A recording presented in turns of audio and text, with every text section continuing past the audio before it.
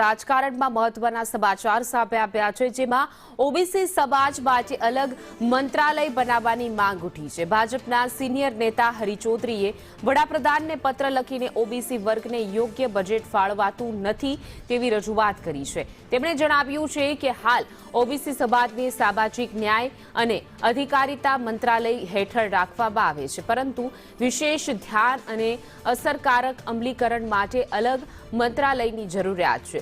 સાથે જ જ્ઞાતિ આધારિત વસ્તી ગણતરી કરાવવા માટે પણ રજૂઆત કરવામાં આવી છે।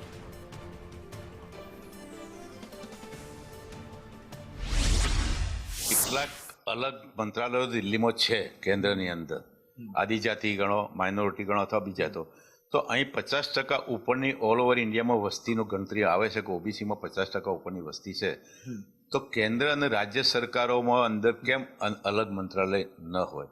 અત્યારે સામાજિક જે ન્યાયનું મંત્રાલય છે એ બધું ભેગું હોવાથી 80% વસ્તી એમાં આવી જાય, વિચરતી જાતિ હોય, SC ST હોય, બધા અંદર આવી જતા હોય, તો એ બધાને ન્યાય મળી શકતો નથી। અને બીજું કે અલગ ઓબીસી મંત્રાલય હોય તો જેમ પેલા લોકોની અંદર પ્રતિનિધિત્વ મળે છે એમ ઓબીસીનું પ્રતિનિધિત્વ અત્યારે ઓબીસીનું પ્રતિનિધિત્વ પંચાયતોમાં એમાં મળ્યું, પણ વિધાનસભા કે લોકસભામાં પણ મળતું નથી। તો અલગ મંત્રાલય અને અલગ પ્રતિનિધિત્વ જેમ બીજે પંચાયતો અથવા તો જે રીતે મળ્યું એ રીતે અલગ મળવું જોઈએ।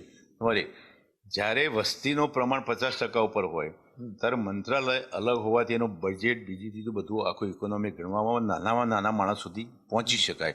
આપણે માનો કે 80 માણસ હોય અને 27 કે 50 માણસ હોય તો ફરક પડતો હોય છે, એમ આખા બધા સમાજો જુદા જુદા, માનો કે ગુજરાતમાં 146 જ્ઞાતિઓ ઓબીસીમાં છે, તો 146 ન્યાયનો મેળવવો હોય, ન્યાય મેળવવો હોય તો અલગ મંત્રાલય હોય તો જેટલો લાભ મળી શકે એટલો પેલામાં જનરલમાં મળી શકે નહીં।